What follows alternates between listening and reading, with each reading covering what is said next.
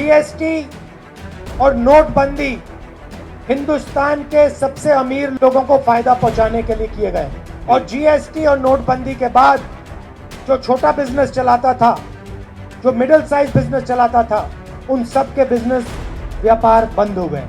दिल्ली में हमारी सरकार आएगी तो हम जीएसटी को बदलेंगे और एक टैक्स, सिर्फ एक टैक्स होगा, 5 टैक्स नहीं होने वाले।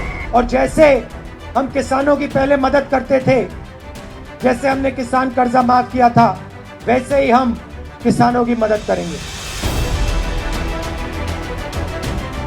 आज मैं आदिवासी भाइयों बहनों से मिला, दलित भाइयों से मिला। फॉरेस्ट राइट्स एक्ट में हमने आदिवासियों को जमीन देने की कोशिश की, लाखों लोगों को हमने उनका जमीन का हक दिया। मगर आज तेलंगाना की सरकार 2 चीजें कर रही है, उनकी जमीन छीनने की कोशिश कर रही है और जिनके पास जमीन है उनको उस जमीन पर खेती करने का हक नहीं दे रही है। दलित भाइयों और बहनों को हमने 25 लाख एकड़ दिलवाए, उसको कैंसिल करने की कोशिश हो रही है। जमीन आज तेलंगाना में सबसे बड़ा मुद्दा है और इससे सबसे ज्यादा कष्ट तेलंगाना की जनता को हो रहा है। हमारी सरकार आएगी तो फॉरेस्ट राइट एक्ट को हम 100% इंप्लीमेंट करके दिखाएंगे और जो दलितों को हमने जमीन का वायदा किया था, जो पट्टा दिया, उसका पूरा का पूरा हक हम उनको देंगे। और ये धरनी पोर्टल में जो बेईमानी हो रही है, गलत नाम डाले जा रहे हैं,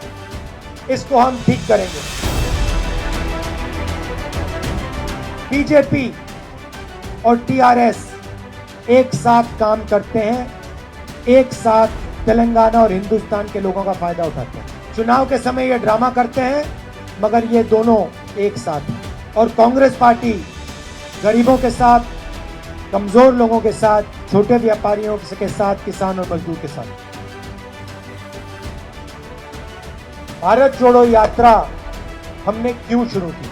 आप सबने देखा होगा कि देश में बीजेपी के लोग, आरएसएस के लोग नफरत और हिंसा फैला रहे हैं। एक भाई को दूसरे भाई से लड़ा रहे हैं।